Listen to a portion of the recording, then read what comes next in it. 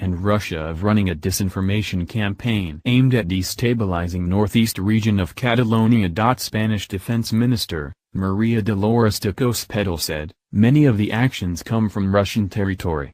The Spanish government revoked Catalonia's powers and announced a snap election on 21 December after the Catalan government held a banned independence referendum on 1 October. Ib Times reports, several regional government ministers have been jailed, and the region's ousted leader, Carles Puigdemont, is in Brussels with 4 associates fighting extradition to Spain for trial.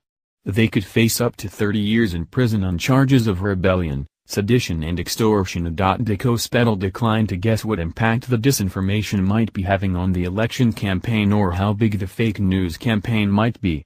She said the number is changing every day. The figure cannot be specified.